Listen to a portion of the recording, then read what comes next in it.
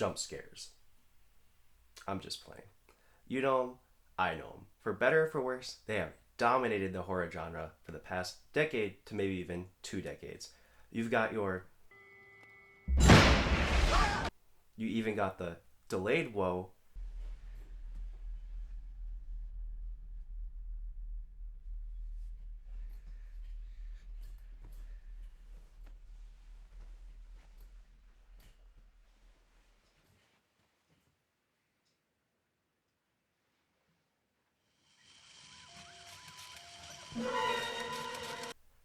And then there's even the, hey, what's over there?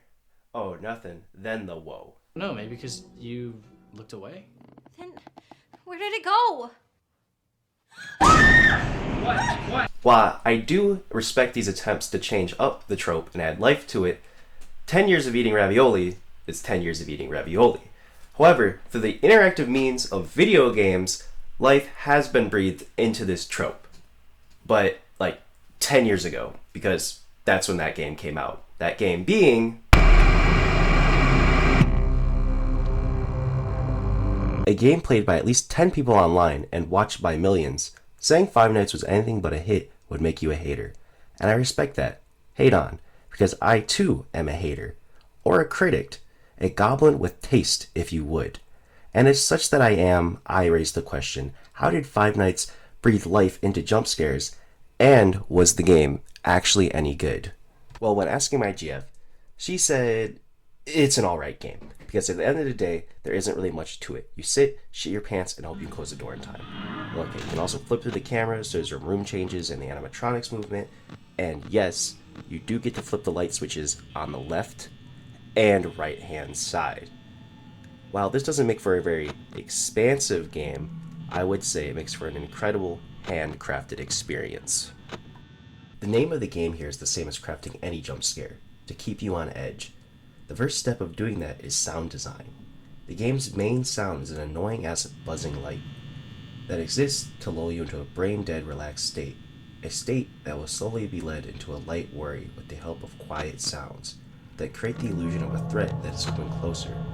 Once the game has you in those states is when it shines, because when you're focused, straining to make out the ominous sounds you were hearing, is when it's even harder. Because every loud sound is then amplified in contrast to the eerie, quiet, ambient sounds. Even your safety net, the doors, experience the amplified sound, switching that safety net into a loud, claustrophobic prayer more than anything else. Adding to keeping you on edge is the power system. Every night you start at 100 power and have to try and conserve it. This power supply is always draining, must be the fan or the lights. I wish I could work with a fan, but then we would get this. Hello, and welcome to my video of Five Nights at Freddy's. I hope you're enjoying this audio quality. What you do to drain the power supply is using the lights and cams. But what uses up the power the fastest is your safety net, the doors. Turning the doors, along with the cams and lights, more into a necessary sacrifice you need to make to survive. With the power always draining down and doing nothing draining it as well, weight is added to every choice. The power supply mechanic acts as a way to ensure the player has no true respite, because Five Nights at Freddy's realize it's not only about getting you on edge, it's about keeping you there, but just making your safety net a choking hazard for yourself wasn't enough. The difficulty curve in FNAF is such a perfect example of one, by also helping with keeping the player on edge. Nothing ramps up too quickly, but it also never lets you get too comfortable. For example, on night 1, no one leaves until 2 a.m., but by night 4, everyone is in a rush, as you can see, making so every night feels like something you don't win, you just survive. The only thing you can do to defend yourself is to sit there and watch as the monsters move closer and closer to you through the cameras, flashing the lights to make sure there's nothing staring back at you from that dark abyss that stares into you, being forced to occasionally check your cams to make sure the fourth animatronic Foxy isn't sprinting at you, and with every check, draining your precious power supply, sitting there hopelessly, waiting for your shift to be over, all this anxiety and dread swelling, leading you to feel something that can only be explained by the following thoughts. Alright. We're just going to sit here for a second, not use up too much of the power supply, even though, it's just already draining there in the corner, just slowly ticking away. But, so is the time. We're alright. We'll be okay. We'll just sit here. okay, maybe we peek at the cameras, just see where everyone's at, make sure nobody's close, and if I see Bonnie or Chica's close, then I can be ready with the doors. But we've already been sitting here for so long, what if they're already at the doors? I need to check the lights. Alright, we'll just check the lights really quick, but then that's a waste of power supply if they're not even there, so I'm just wasting lights. But we haven't checked on Foxy in a minute. Let's see how close he is to popping out. Even though there's no real tell if he's coming at me closer or quicker. But sitting here doing nothing has led everyone just to get probably really close to me, and there's someone probably in the doorway staring at me from that abyss. Or maybe even the door won't close anymore, and it'll just go that noise, and then I'm fucked. I'm just completely fucked. But I should at least check the cameras, but if I pop the camera up at this point and the door would do that chicka thing, then I'm already dead. So, is this what fucking helplessness feels like? That portion also serves as how I could best describe the final gameplay mechanic, leaving you alone with your thoughts. And for me, professional anxiety haver, it's truly a terrifying experience. And that, friends, is what makes me think Five Nights at Freddy's to be a perfectly crafted experience. Every aspect of this game works to put you on edge, and everything swells so well until you get that sweet relief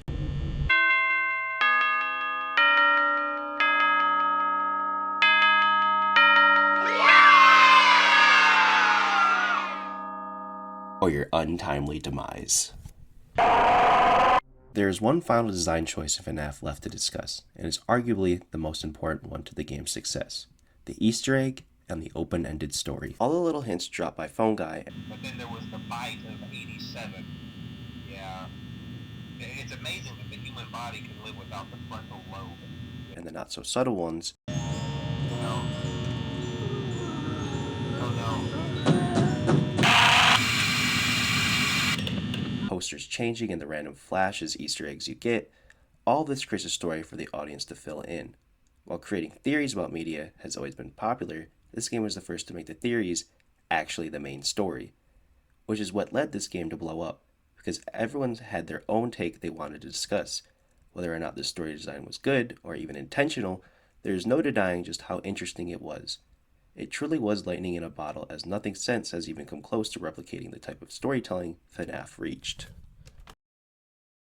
Ranking FNAF as a game, well, it's okay for a bit, but as an experience, it's a masterpiece.